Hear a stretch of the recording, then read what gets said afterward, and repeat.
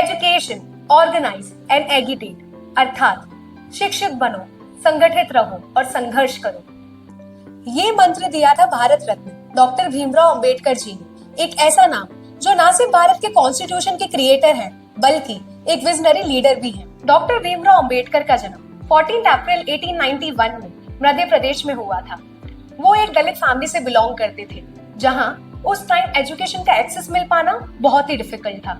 लेकिन उन्होंने सब बैरियर्स तोड़ दिए। कोलंबिया यूनिवर्सिटी से उन्होंने मास्टर्स किया और लंदन स्कूल ऑफ इकोनॉमिक्स से अपना डॉक्टरेट। उन्होंने अपनी लाइफ में 32 डिग्रीज प्राप्त की। वो सिर्फ एक ही चीज में बिलीव करते थे, दैट एजुकेशन इज पावर। तभी उन्होंने कहा कि शिक्षा वो शेरनी का दूध है, उसे जो पिएगा वो दहाड़ेगा। वो ना सिर्फ भारत के कॉन्स्टिट्यूशन के क्रिएटर थे, बल्कि उन्होंने एक नई सोच भी दी, that is equality for all. उनका कहना था, freedom without equality is useless. उन्होंने अनटचेबिलिटी के खिलाफ आवाज उठाई, दलित्स के लिए वो लड़े और उसी के साथ भारत को डेमोक्रेसी की वैल्यूज भी सिखाई। एंड मोस्ट इंपॉर्टेंटली उनका फोकस था that womens must rise too. Baba Saheb के लिए वुमेन एम्पावरमेंट एक पर्सनल मिशन था। वो हमेशा कहते थे कि I measure the progress of a society by the progress of its women. एक समय जब भारत ही नहीं पर विदेशों में भी महिलाओं को दूसरे दर्जे का नागरिक माना जाता था। जहां खुद को मॉडर्न कहने वाले देश भी महिलाओं को बेसिक अधिकार देने में पीछे थे, उस समय इस महान व्यक्ति ने श्री राम के उस आदर्श यत्र नारीस्तु पूजन्ते रमन्ते तत्र देवता को अपना आदर्श बनाया। महिलाओं को वोट करने का अधिकार देना। ब्रिटिश एरा में सिर्फ मेल्स या फिर ब्रिटिश रॉयल्टीज को ही वोट करने का अधिकार था। महिलाएं मोस्ट ऑफ द केसेस में वोट नहीं कर सकती थी। उनका पॉलिटिकल वॉइस जीरो था।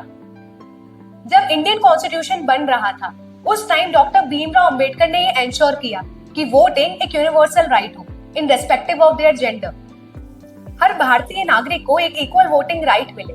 इसने ना सिर्फ महिलाओं को एक वोटर बनाया, बल्कि उन्हें एक डिसीजन मेकर भी बनाने में हेल्प की। उन्होंने चाहा कि हर औरत को financial independence, education, legal rights and respect मिले। ठीक है, उन्होंने हिंदू कोड बिल का ड्राफ्ट बनाया, जिसमें महिलाओं को इक्वल प्रॉपर्टी राइट्स मिले।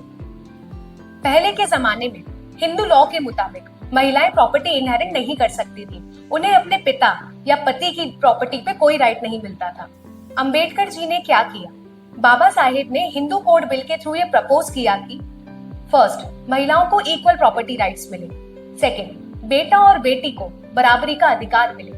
थर्ड, शादी के बाद भी औरत अपनी प्रॉपर्टी को रख सकती है। डाइवोर्स एंड मेंटेनेंस के लीगल राइट्स। पहले के जमाने में अगर कोई वुमन अपने पति से अलग हो जाती थी, तो उसे कोई भी फाइनेंशियल सपोर्ट नहीं मिला करता था। अंबेडकर जी ने क्या किया? उन्होंने हिंदू कोड बिल में कई प्रोविजंस ऐड किए, जैसे फर्स्ट, डाइवोर्स का प्रोविजन ऐड करना। सेकेंड, मेंटेनेंस, गुजारा भत्ता का राइट फिक्स करना। ये स्टेप उन औरतों के लिए लाइफ सेवर साबित हुआ जिनके पति उन्हें छोड़ देते थे या तो फिर उनके साथ अब्यूज करते थे। अब वो कानूनी तौर पर फाइनेंशियल सिक्योरिटी मांग सकती थी। इसके अलावा बाबा साहेब ने इंडियन कॉन्स्टिट्यूशन में वुमेन के राइट्स के लिए कई आर्टिकल्स भी इंक्लूड किए। For example, first, article 40, equality before law. Second, article 50, no discrimination on the basis of gender. Third, article 16, equal opportunities in government job. Fourth, Article 39D, equal pay for equal work. Fifth, Article 42, maternity relief and safe working condition for women.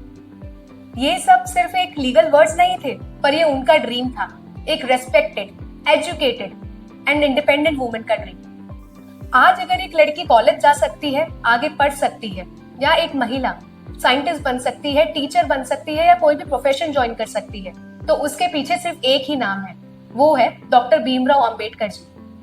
अगर आप भी अंबेडकर जी के vision को support करते हैं, तो इस video को लाइक करें और शेयर करें, और साथ ही हमें कमेंट में जरूर बताएं कि आपको डॉक्टर भीमराव अंबेडकर जी की कौन सी क्वालिटी पसंद है।